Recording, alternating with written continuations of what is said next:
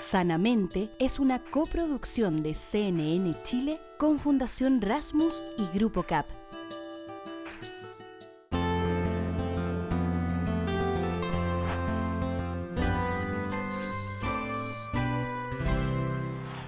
Hola, ¿cómo están? Bienvenidos, bienvenidas una vez más a Sanamente, una edición que busca explorar las profundidades del ser humano, las emociones, esas experiencias inatrapables que tenemos los seres humanos a lo largo de la vida, pero que son tan importantes de aprender a describir, nombrar y compartir, para estar más acompañados, sentirnos mejor y gestionar nuestro bienestar. Hoy tenemos, como siempre, tremendas contenidos, conversaciones. Vamos a hablar sobre alfabetización emocional y cómo la cultura permea justamente la forma en que nos expresamos. Para eso estaremos con María José León y Francisca Barriga, autoras del libro Las emociones chilenas. Además, vamos a saber qué son las altas capacidades y cómo se tienen que abordar en el desarrollo. Esto y tanto más en ese capítulo que ahora comienza.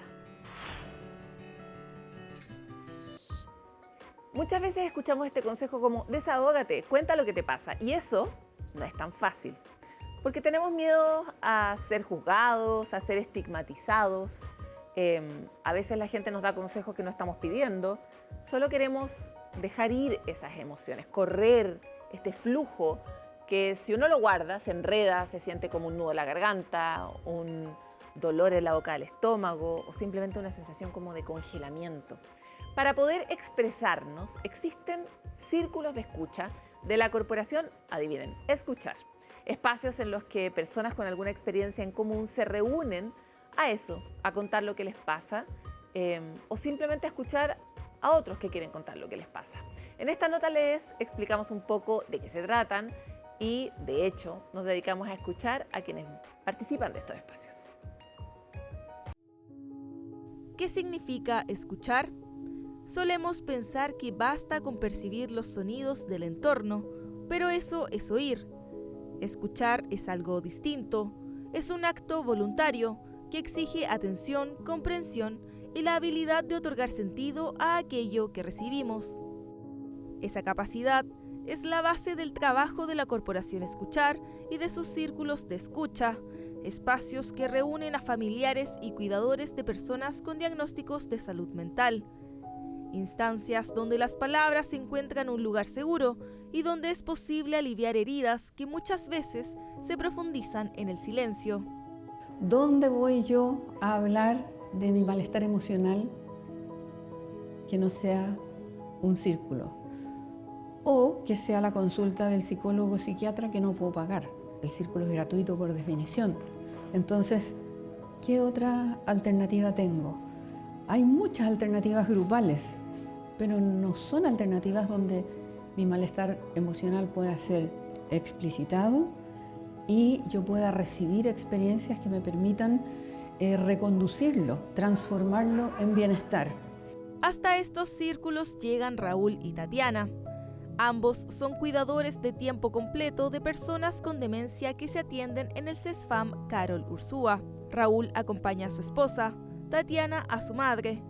En una pequeña sala del centro de salud han encontrado un momento de pausa, contención y alivio.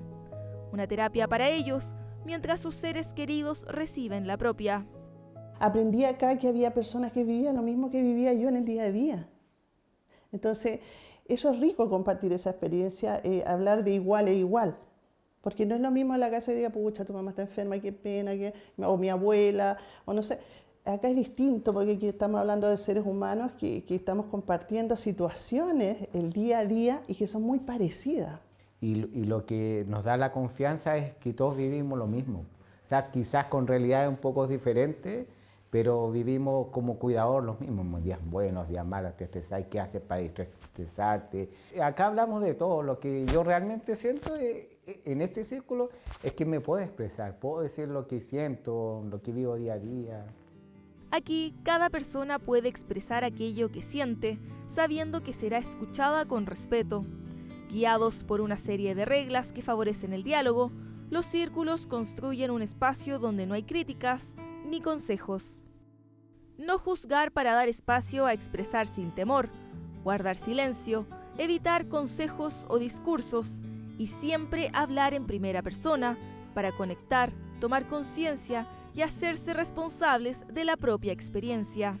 Bueno, cuando hay una conversación o una terapia con un profesional, ya sea psicólogo, psiquiatra, terapeuta, es como que la gente tiende a no explayarse mucho, a no contar sus verdades. La estructura que tiene el círculo es lo que lo hace diferente a otras terapias, porque es transversal, porque ahí nosotros las monitoras no somos las que damos las pautas, no aconsejamos, no criticamos, no damos consejos, entonces eso como que las personas que escuchan agarran confianza, como se puede decir. El escuchar tiene que ver con paridad.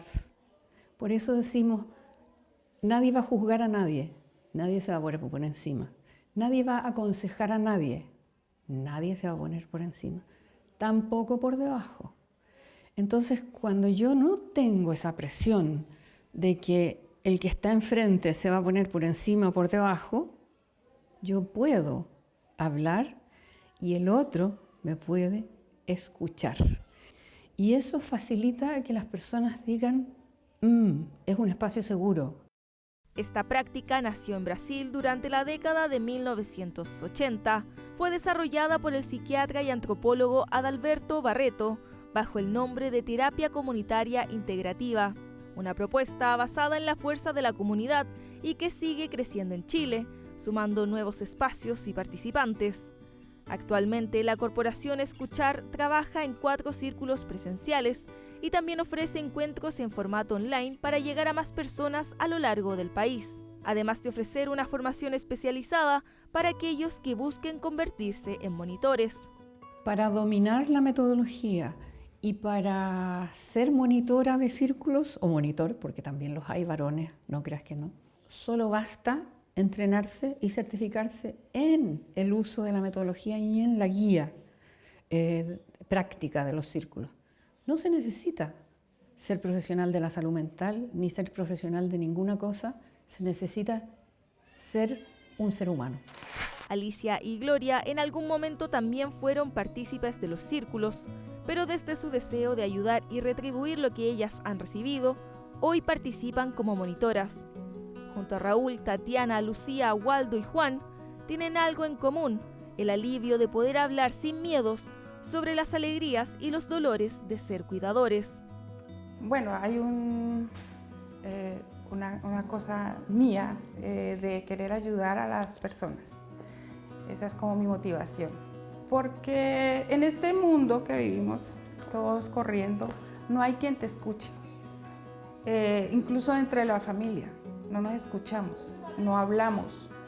Para mí son experiencias que yo también tomo del resto y ha sido muy sanador, ha sido muy fortalecedor porque uno se llena de energía y es increíble porque uno ve que hay tanta cosa negativa alrededor de uno, pero se llena de energía y te vas así pero con el corazón contento de haber dado un granito de arena para estos temas de salud mental que son muy difíciles.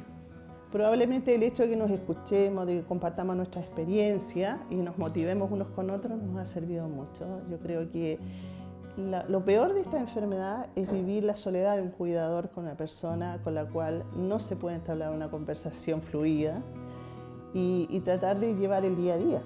Eso es súper complejo. Entonces, tener los resguardos de las otras personas en esta situación creo que es tremendamente positivo. Porque a veces no buscamos soluciones ni respuestas. No necesitamos que alguien resuelva nuestros problemas. A veces basta con ser escuchados y eso es suficiente para comenzar a sanar.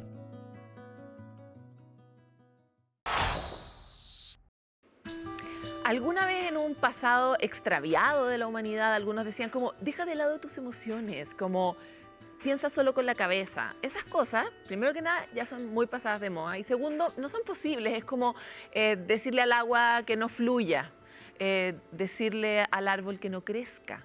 Hay cosas que son estructurales de la vida y en el caso de la vida humana, las emociones son estructurales en la vida humana. Esa premisa es una de las que inspiró a Francisca Barriga y María José León a crear un libro que nos ayude a entender esto de manera profunda, con una chispa y salpimienta de humor y con mucha ciencia. Imaginaron el arte de las emociones chilenas.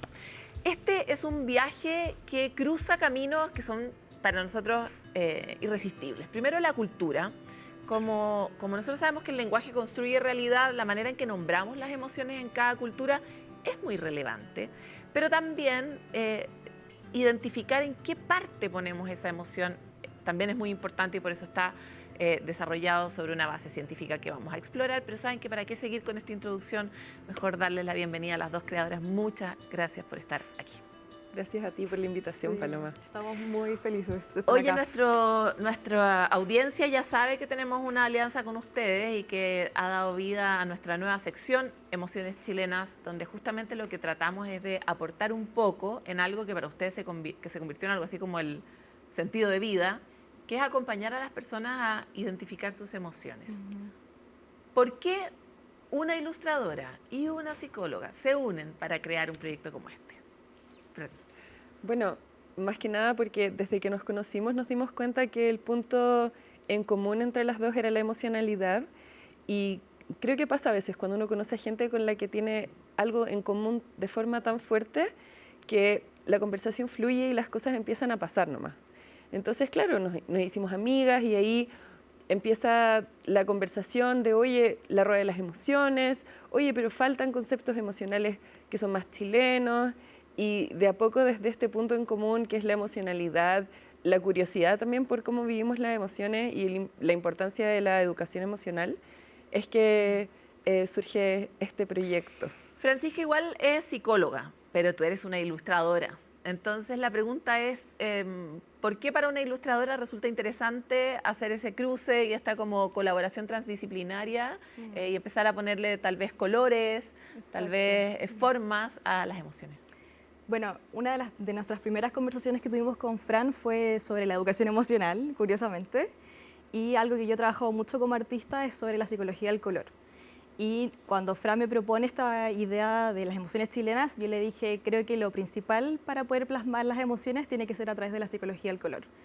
Va a ser la forma para que cualquier persona de cualquier mundo pueda entenderla fácilmente sin tanto leerla.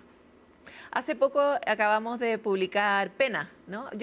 A mí me dio mucha curiosidad narrarlo, lo narramos en unos capítulos pasados, hablar sobre la pena, y en realidad nunca me había dado cuenta que pena no era para todo el mundo pena, sino que era la tristeza chilena, y la palabra es perfecta, es tan linda, ¿no?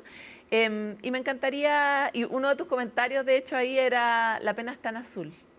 ¿Es tan universal la psicología del color? Me parece que sí, creo que podría decir con certeza que los colores transmiten sensaciones, emociones, sentimientos. Creo que a lo largo de la historia del arte se puede ver que muchos artistas han trabajado como sus emociones plasmadas otra vez conectados con los colores. Bueno, de hecho en inglés uno dice I feel blue. Tal cual. Cuando uno está triste. Francisca, tú aportaste dentro, es una co-creación, finalmente han hecho, han también traspasado sus propios roles, digamos, según ustedes mismas nos han contado antes sobre este trabajo, pero una de tus grandes aportes aquí es justamente la rueda de las emociones. ¿Qué es la rueda de las emociones? Bueno, la rueda de las emociones es una herramienta gráfica. Hay muchas ruedas de las emociones, hay muchos tipos de muchos autores. Yo uso una hecha por Caitlin Robb, que fue una profesora que lo hizo un poco para que sus estudiantes pudieran orientarse en el mundo emocional. Y esta herramienta yo la uso mucho en psicoterapia porque me enfoco en la regulación emocional. Y me he dado cuenta que uno de los principales problemas que tienen las personas al momento de relacionarse con sus emociones es el ponerle nombre a lo que estoy sintiendo. Esta sensación, esta experiencia subjetiva.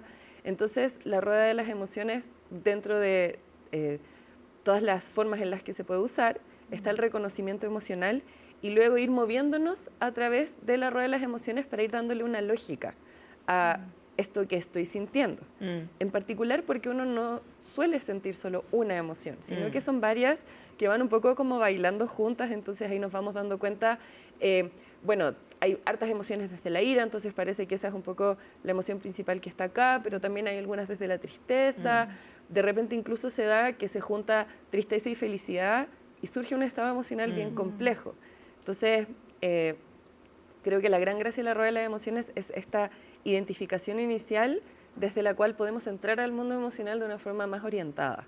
Y que nos podemos parar también en las fronteras, ¿no? Algo que tú mencionabas recién es esta cosa de que a veces las emociones vienen traslapadas, vienen mucho más en un salpicón que la carne y el arroz separadas, ¿no? Pero nosotras, y ustedes son 500 años más joven que yo, pero igual fueron criadas en el mundo donde las cosas eran A o eran B. ¿Estás triste o estás contenta? ¿Estás no sé qué, no sé cuál? Pero hoy estamos viviendo en el mundo de los grises. Y nos pasa cuando hablamos, por ejemplo, del espectro autista. Y también nos está pasando para tener conversaciones más complejas en torno a las emociones. Y mi gran duda es para ambas, pero voy a partir contigo, María José. ¿Tú tenías educadas tus emociones? Muy buena pregunta. Personalmente yo creo que desde siempre he estado muy conectada con mis emociones. Me tocó vivir un duelo muy joven, así que mi conexión con las emociones siempre estuvo muy presente. Y bueno, también yendo a terapia desde siempre, en verdad. Así que siempre he estado ahí en ese mundo, con las emociones. Pero también me imagino, uno siempre suele juntarse con gente que es ajena, no sé, tus parejas, la gente con la que trabajas, probablemente no. Uno siempre como que si uno está muy entusiasta con las emociones, generalmente con el que se junta no. ¿Cómo ha sido esta ruta, ahora que ustedes dos son como una especie de valquirias de las emociones y de la educación emocional, cómo ha sido esta ruta de relevar? ¿Cómo es la recepción que tienen por un lado del público? No solo del convencido, sino de ese típico que dice, no, la terapia es para gente loca. Bueno, yo creo que a mí siempre me gusta partir por el hecho de que no es opcional. Uno no elige si siente o no siente. Uno puede elegir darle atención o no darle atención, pero al final siempre llega un punto en el cual la emoción gana. No solamente a través de estas explosiones emocionales, que uno al tiro piensa en esto de como, es que ponerme a llorar de una, ponerme roja de vergüenza. Pero ¿qué pasa con las explosiones de ira, por ejemplo? Esa es como una emocionalidad que de repente está un poco más como que pasa más piola, normalizada, por decirlo. Mucho más normalizada, claro. Entonces, creo que hacer que las personas vean esos mismos aspectos de sí mismas y que se den cuenta que uno no puede escaparse como de la emocionalidad. Y claro, ahí la otra persona puede quedar un poco en jaque o puede que empiece a estar más resistente. Y claro, junto con eso, transmitir el hecho de que uno, a través de conocer la emocionalidad, puede regular la emocionalidad y sentirse mejor. Un poco que uno no está obligado a sufrir por el lado emocional, sino que es cosa de conectar un poquito, darle atención y entrar en la lógica de la emocionalidad, que no es la misma lógica racional, que de repente se siente más segura, pero entrar por la lógica de la emocionalidad y entender que es manejable. Hay algo que, no sé si es porque a mí me gusta mucho mirar el mundo a través de este filtro o realmente fue intencionado, pero este libro además tiene una cosa que lo hace más asequible, ¿no? Y es el humor. No sé si lo buscaron, no sé si les salió, o si viene un poco atachado a cómo los chilenos nombramos las cosas, que también hay palabras que son chistosas en sí mismas, ¿no? Empotado. Una palabra súper divertida. Y da risa simplemente de decirlo, ¿no? O decir que uno está prendido. Cuéntenos un poco cómo ha sido el rol del humor también en de repente derribar o disminuir la resistencia que tienen las personas a hablar de sus emociones. Creo que hacer el libro fue morirnos de la risa todo el tiempo. El hecho de ir plasmando, ir conversando, creo que fue súper orgánico todo el proceso. Y bueno, Fran tiene un humor también súper peculiar y creo que hacerlo fue como unirnos en el lenguaje visual y en el lenguaje verbal también. Así que ahí estábamos encontrándonos todo el tiempo y bueno, nos morimos de la risa, en verdad. Sí, yo creo que está un poco en que las dos somos de risa fácil y también somos chistosas. O sea, el hecho de cómo nos sentábamos a trabajar después de un día de trabajo, porque nos sentábamos a trabajar ya más o menos tarde, y cómo empezábamos a conectar con la emocionalidad, empezábamos a actuarla de repente. Oye, estoy estancada, no sé cómo escribir esto, nos poníamos a conversar, a experimentarlo. Y es chistoso también de repente como habitar ciertas emociones, empezar a recrear como la la corporalidad, por ejemplo, la lata, que fue de las primeras emociones que hicimos, es un monito que está como derretido en el sillón. Entonces, empezar a recrear todo eso y a medida que íbamos hablando y iban saliendo cosas chistosas, nos dábamos cuenta que esa forma chistosa era la mejor forma de explicar lo que estábamos tratando de sacar un poco de nuestra mente a través también de la co-construcción, porque, bueno, Majo al ser ilustradora se le da mucho mejor lo visual y yo soy mucho más de las palabras, pero de repente las dos nos quedamos medias como paradas en nuestra propia como disciplina, entonces a través de la conversación de amigas, una conversación no formal, iban saliendo cosas que eran chistosas y nos dábamos cuenta, bueno, esta es la mejor forma de plasmar lo que estamos hablando. Claro, a nosotros nos pasa, nosotros compartimos mucho el propósito, ¿no? Tanto Sanamente como usted, de alguna forma tratamos de contribuir con herramientas concretas para que las personas puedan encontrar salidas, que se les ocurran nuevas ideas, que sepan cómo pedir ayuda, etcétera, ¿no? Pero ustedes se habrán encontrado varias veces con esas personas que están totalmente seguras de que nunca van a hablar ni de sus emociones ni que quieren resolver nada porque así son. Entonces, ¿cuál es como la trampa, el truco que permite el humor que de alguna forma te hace entrar a un lugar nuevo? Tal cual, yo creo que el humor hace que uno conecte, hace que uno pueda entender más fácilmente el mensaje, que llegue fácilmente, que uno pueda digerirlo y creo que eso fue un recurso grande de escribir este libro. Ustedes tienen hicieron una selección que es bastante transgeneracional. O sea, la pena es algo que tal vez todas las personas de todas las edades utilizamos, pero estar playa es algo que es mucho más juvenil, ser fome es muy de mi generación, piola tal vez es un poco más antiguo, joya mucho más nuevo.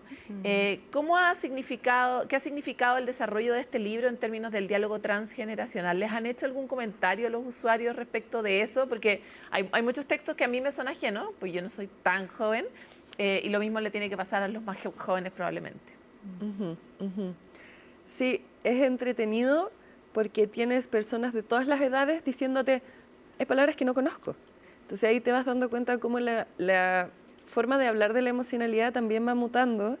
Y también, claro, nosotras porque somos de un rango etario bien parecido, nos salieron ciertas palabras al principio y era como, bueno, pero si vamos a hablar de las emociones chilenas, nosotras no somos las dueñas de las emociones chilenas, sino que es algo para representar a todo Chile.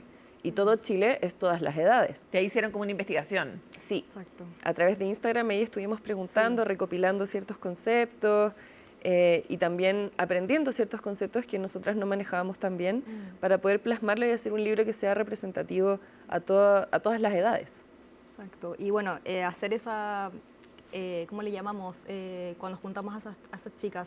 Ah, los revisores. Los revisores. Cuando juntamos a los revisores fue crucial para la creación del libro porque nos dimos también cuenta que, por ejemplo, el asco era una emoción que sentimos que no se conocía como asco, sino como el rechazo o la aversión. Y dijimos, ok, hay que darle más protagonismo en el libro, más presencia. Y gracias a todas esas personas, que fueron alrededor de 30 y tantas personas, pudimos como, ¿cómo podemos decirlo? Como hacer como un trabajo más representativo, y comprensible, porque respecto al asco, habían muchas personas que simplemente rechazaban, como el asco no hay que ver acá. Sí. Nosotras como, que no, pues, pero claro, ¿será que no lo entienden? Puede ser que no lo entienden, y por eso también surge esta primera parte introductoria de psicoeducación general respecto a la emocionalidad, que es clave para poder entender el libro, y ahí sí que transversal a las edades. Porque claro, me preguntan, oye, ¿pero este libro es para niños? O sea, si le pasas el libro a un niño, no lo va a entender, pero si tú lo ves con el niño... Y si lees una emoción, probablemente van a encontrar una conversación. Claro, y con la primera parte se puede entrar un poquito más allá, porque yo creo que pasa harto esto de que los niños preguntan cosas y uno como que te pillan. Entonces ahí uno puede ir a la primera parte de psicoeducación y decir como, mira, es esto y esto, y claro, se va generando esta conversación súper transversal a través de las edades, a través como de las generaciones sobre la emocionalidad, que es algo que nos atraviesa a todos al final. Nosotros desde el programa, cuando empezamos a tratar de intencionar la alianza con ustedes, leímos mucho el libro, nos reímos entre nosotros, lo compartimos, se lo regalamos a otras personas y mucha gente nos ha contado que lo usa así como casi que en la mesa del comedor, como para, y leen juntos algo y conversan sobre eso y se ríen y mientras comen un picoteo también. Entonces, quisiera eso, como saber cuál ha sido la recepción que han tenido del público respecto de la usabilidad de tener esto de una manera mucho más corriente, ¿no? De una manera no como, hijo, te voy a hablar de tus emociones, o me voy a hablar a mí mismo de mis emociones, porque muchos no necesariamente hemos recorrido el camino de identificar nuestras propias emociones, ¿no? Eso, los usos que se puedan dar a este libro o a este conocimiento. Yo creo que sirve mucho para las personas que son chilenas, que viven fuera de Chile. Nos han preguntado muchísimo, las personas que extrañan el cómo se habla, o también nos comentaron mucho como esta palabra, nunca he podido encontrarla en ese idioma y en chileno es perfecta porque lo escribe tal cual. Y ha sido tremendo regalo para nosotras como saber que hemos dado como ese granito a esa persona que vive lejos de Chile. Para expandir la cultura. Exacto. Nuestra, digamos. Exacto. Sí. Y yo creo que ahí también está la forma en la que está compuesta este libro, como las partes más de ilustración, las distintas secciones, porque desde el comienzo nosotras pensamos el libro como un libro de mesita de café, un libro que uno tiene en el living como, ¿qué es esto? No, un libro, ¡ay, qué entretenido! Y en particular las personas que viven fuera de Chile, para poder explicar la forma en la que también los chilenos sentimos. Y bueno, ahora, hace muy poquito me llegó un mensaje del amigo de un amigo que vive en Canadá, y él, bueno, no sé cuál es su nacionalidad, pero él habla en inglés y me decía como, qué interesante ver cómo sienten los chilenos, como son muy intensos, y es como, sí, lo somos, y también por el otro polo de un uso súper terapéutico. Eso me ha sido muy sorprendente. Muchas personas me han dicho como, me ha servido mucho este libro cuando me siento mal, lo veo, lo leo y me sirve mucho para reflexionar, para identificar lo que me está pasando. Y yo creo que, claro, la intención fue bastante coloquial, de como libro de café, pero el impacto que ha tenido terapéuticamente en las personas también ha sido algo muy lindo y sorprendente, porque a pesar de que es un material que se ve ligero, uno puede usarlo como para explorar las profundidades. Oye, ustedes cuando desarrollaron este libro, bueno, uno en general se tiene poca fe o cree que siempre va a ser menor su impacto, y sin embargo, muy rápido, todo el mundo quería el libro y tuvieron que mandar como a hacer más, se vieron presionadas por su propia capacidad de imaginación de hasta dónde iba a llegar. ¿A qué creen que responde eso? ¿Por qué las personas quieren tanto tener un libro como este? Yo creo que el amor al chilenismo, una de las cosas que hablábamos harto al principio, era que, por lo menos en nuestra generación, hay una noción de que como que es medio vago qué es ser chileno, como qué es la cultura chilena, como pucha, y bueno, el 18 de septiembre, pero más allá de eso, como... Y está en las palabras que usamos en nuestro dialecto, y creo que eso es algo que las personas reaccionan mucho, como, oh, esta palabra yo la usaba mucho cuando era joven, o no, esta palabra me identifica demasiado.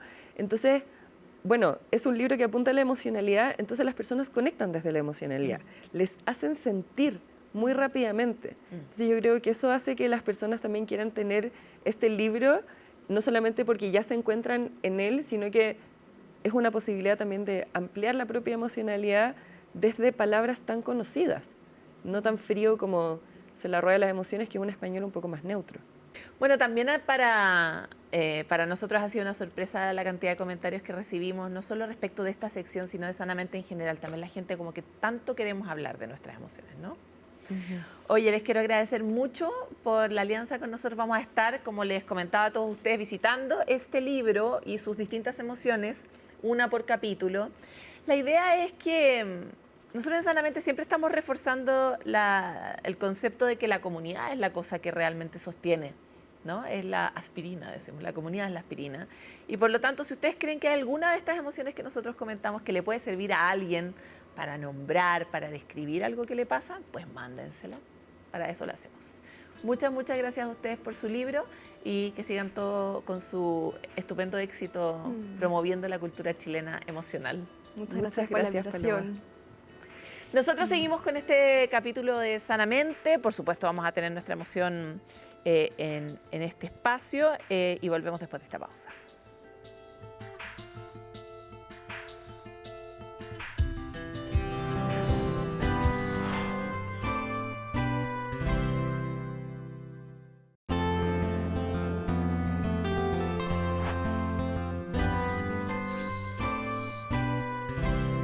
Cuando se habla de altas capacidades, casi siempre se piensa que son niños que se sacan buenas notas, pero esa condición neurobiológica es mucho más que eso. ¿Qué implica en el desarrollo cognitivo, en el desarrollo emocional, tener esa neurodivergencia?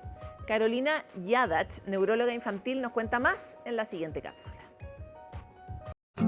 ¿Qué significan las altas capacidades? Esto es una condición que es parte de la neurodiversidad, pero que es un funcionamiento en distintas áreas del desarrollo, puede ser en una o más, ya sea el área motora, artística, de capacidades verbales, etcétera, en cualquier área del desarrollo que está por sobre en general el percentil 90. Entonces, es parte de lo que conocemos como la diversidad neurológica, por eso neurodiversidad, pero es considerada una condición de neurodivergencia por estar en estos extremos. Se requiere que la persona tenga otras características para que esta potencialidad se manifieste como una alta capacidad, que ese sea el resultado.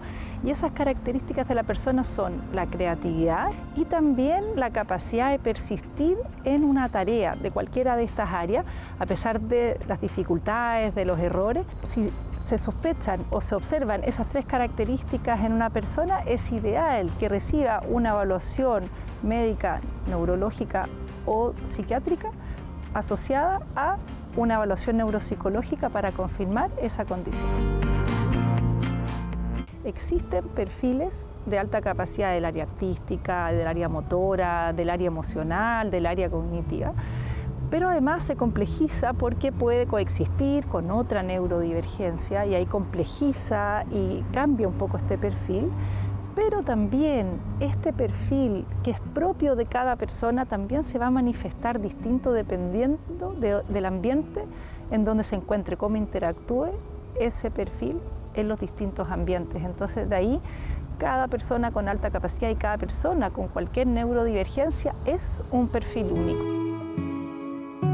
Los ambientes en general, sobre todo ambientes educativos, pero también crianza, por ejemplo, están hechos en general para el funcionamiento promedio, lo que se llama neurotipia. Entonces, desde ahí vienen muchos desafíos desde la parte emocional, desde la parte también de rendimiento. Uno asocia que alta capacidad es sinónimo de un alto rendimiento y no necesariamente es así. Y al funcionar distinto también tienen intereses distintos y es ahí donde a veces no encuentran intereses comunes con sus padres y pueden tener dificultades en la interacción social. Para mí una clave es entender el perfil de cada persona, en este caso con alta capacidad, entender que es una neurodivergencia, que su funcionamiento es distinto, pero dentro de la alta capacidad y dentro de la neurodivergencia, ¿cuál es el perfil específico de esa persona y cómo ese perfil está interactuando con ese ambiente también específico y dinámico en donde está inserta la persona? Y desde ahí poder ayudarlo a hacer frente a los desafíos, pero también darle las opciones para que estas potencialidades derivadas de la alta capacidad se traduzcan en talento.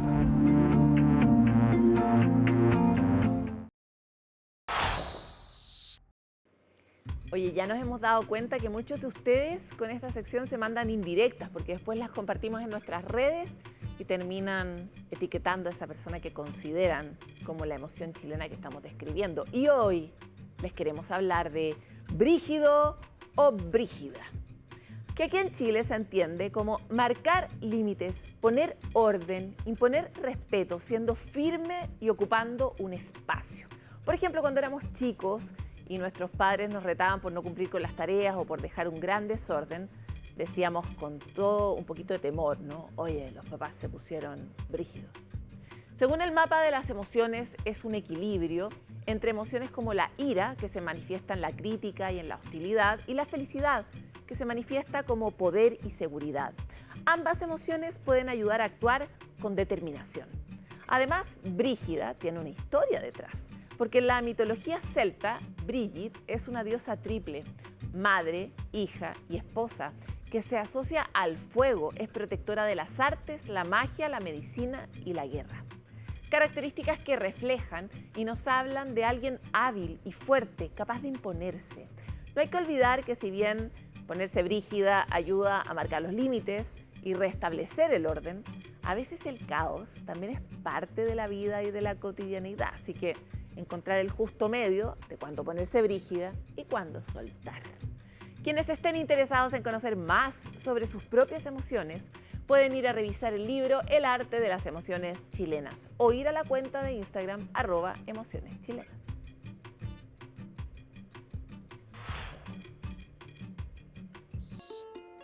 Llega el tiempo de los puntos de encuentro y vamos a partir con una buena noticia porque nace el mayor impulso regional para estudiar demencia en América Latina. RedLat 2 es una iniciativa que reúne a 13 centros en 7 países a más de 90 investigadores y busca comprender el Alzheimer, la degeneración lobar frontotemporal y el envejecimiento cerebral en América Latina y en las poblaciones latinas en Estados Unidos. Uno de los principales problemas en el estudio de la demencia y de muchas enfermedades en nuestra región es que la mayoría de los descubrimientos provienen de cohortes de poblaciones de ascendencia europea, o sea, se estudian personas que no se parecen tanto a nosotros y que viven en entornos relativamente homogéneos. En cambio, nosotros, las poblaciones latinoamericanas, estamos muy subrepresentadas y somos muy distintas, además territorialmente. Es una excelente noticia porque también tiene el apoyo de una importante inversión del National Institute on Aging, del NIH de Estados Unidos. Entonces, ahora podrán ampliar el conocimiento sobre el exposoma, esta palabra compleja que describe los factores ambientales que afectan, en este caso, la neurodegeneración, las influencias genéticas y el ritmo biológico del envejecimiento que interactúan estos 3 factores y finalmente configuran mayor riesgo o menor riesgo de la población a tener este tipo de enfermedades. También afectan la manera en que comprendemos cómo se desarrollan las enfermedades y la capacidad que tenemos de resistirla, ¿no? La red a nivel internacional la lidera Agustín Ibáñez del BrainLab de la Universidad Adolfo Ibáñez y Bruce L. Miller de la Universidad de California, junto con investigadoras principales Jennifer S. Yokoyama y Claudia Durán Añós, esta última que también es parte del BrainLab. Uno de sus impulsores nos cuenta más. Uno de los consorcios más importantes de Latinoamérica, en el cual vamos a investigar cómo el ambiente, lo que llamamos exposoma, desde la contaminación a las desigualdades sociales, en conjunto con la genética, desde genes causativos o genes de riesgo, moldean el envejecimiento acelerado o retrasado, tanto en enfermedades como la enfermedad de Alzheimer o la demencia frontotemporal, como también en la resiliencia frente al envejecimiento saludable.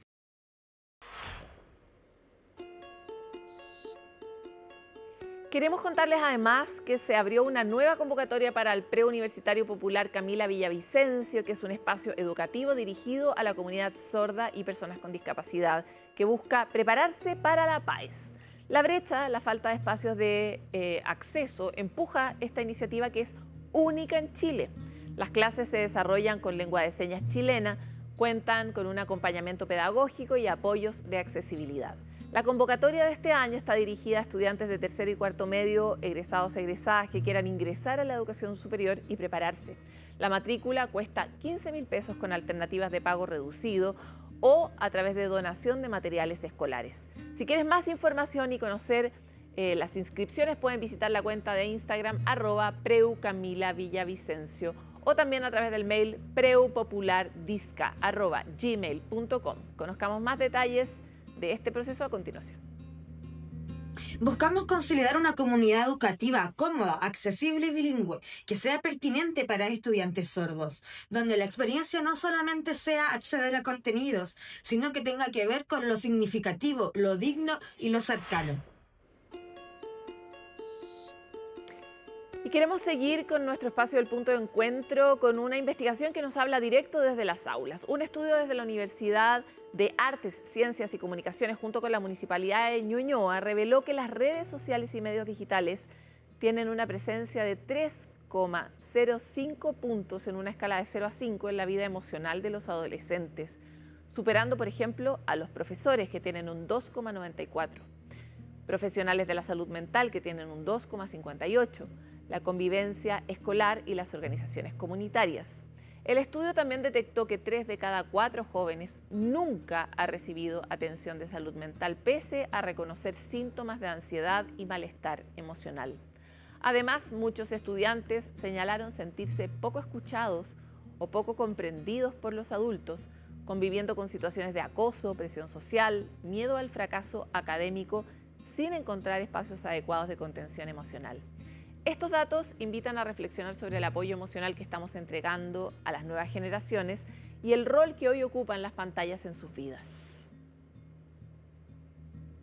Este estudio buscó comprender cómo significan la salud mental niños, niñas y jóvenes de la comuna de Ñuñoa.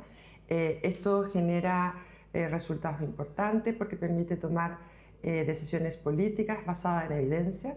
Y por otro lado, nos saca de la lógica común en donde las investigaciones generales se han centrado en comprender las patologías o los síntomas o centrarse en diagnósticos asociados a la salud mental, pero no tomar en cuenta específicamente los requerimientos y necesidades desde la voz de los propios niños, niñas y jóvenes. Urgente que nos pongamos atentos a escuchar y a mirar las necesidades de las nuevas generaciones que están tan presionadas por este mundo que les ha tocado. No sé si a ustedes, pero a mí me despierta una profunda solidaridad pensar en lo que significa crecer en estos tiempos. Tiempos de guerra, tiempos de mucha presión, pero además tiempos en que convivimos con una tecnología que hemos tenido que ir aprendiendo en el momento. Y eso ha configurado un nuevo escenario para los jóvenes y ha generado una brecha mucho más grande entre nosotros y ellos. Por lo tanto, todos tenemos que hacer ese trabajo de acercarnos, ocuparnos y cuidar a los niños del futuro para que quieran estar en este país, ayudarlo a crecer, impulsar la tasa de natalidad y tantas cosas que hoy día estamos viendo como síntomas de esta crisis, ¿no? Vamos a ir a una pausa y volvemos con más.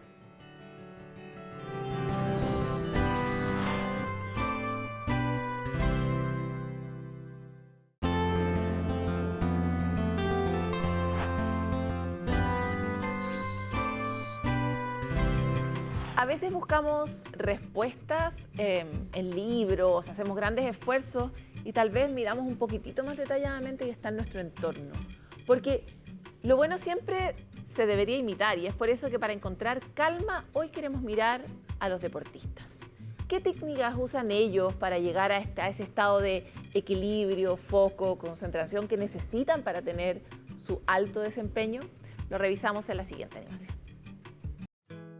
¿Te has fijado que en los Juegos Olímpicos los atletas parecen congelar el mundo antes de competir? Fijan la mirada en un punto, repiten movimientos con las manos o respiran profundamente, haciéndonos sentir que los segundos pasan más lento, justo antes de demostrar sus superpoderes. Estos no son movimientos espontáneos, sino técnicas para activar la corteza prefrontal y tomar control de la amígdala cerebral, la zona del miedo y la defensa, evitando que ésta interfiera e impida pensar claramente.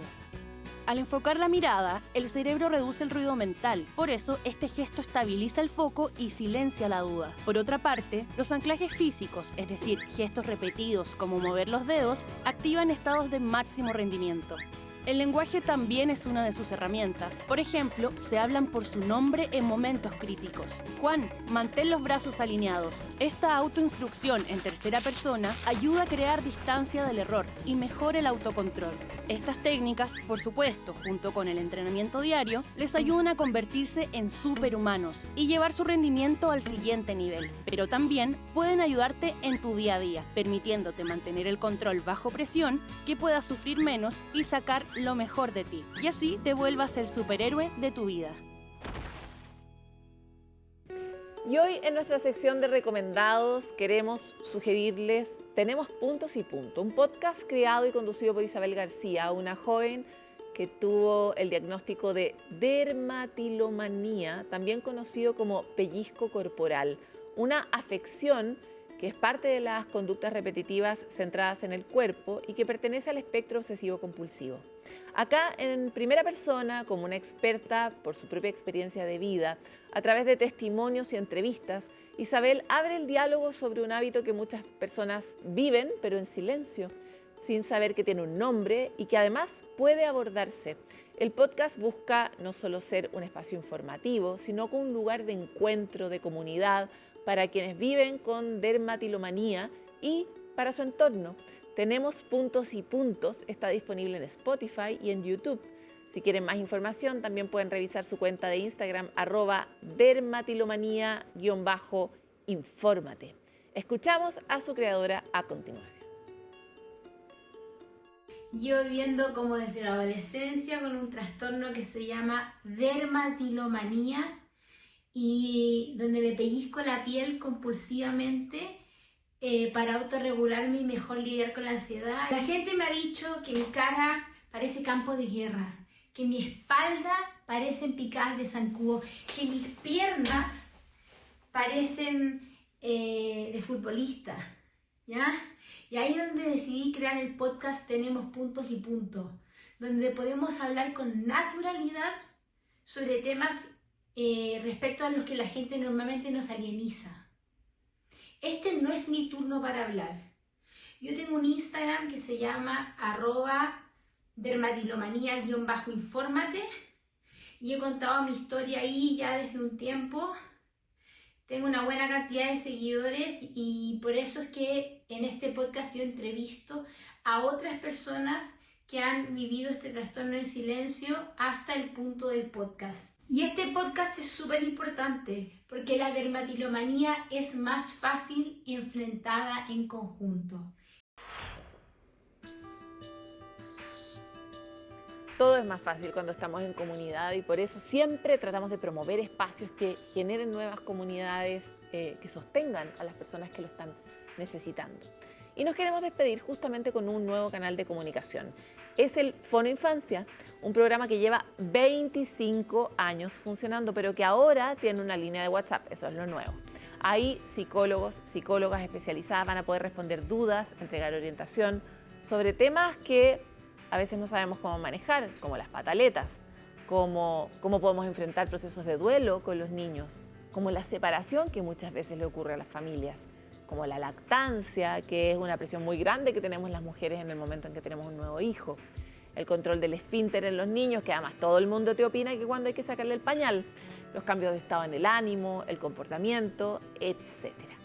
El número, o sea, realmente el mundo de los niños, las niñas, la crianza, ser padre, es un mundo tan vasto, tan lleno de sutilezas y de complejidades y que además que nos enfrenta muchas veces a lo peor de nosotros mismos, que por favor creemos esta comunidad y compartamos cada vez más. Y ahí el número de WhatsApp es +569 32 51 49 35. Además de esta nueva vía de contacto, está siempre disponible el sitio web www.fonoinfancia.cl y el teléfono 800-200-818. Ambos están operativos de lunes a viernes entre 8:30 de la mañana y 7 de la tarde. Así que entre tener una duda y resolverla, siempre resolverla, es mucho mejor que guardarla, porque además, si no, uno tiende a cometer muchos más errores. Se los digo con todos los hijos que tengo en el cuerpo.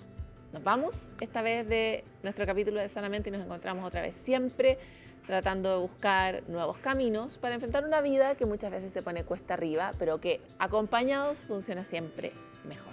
Nos vemos.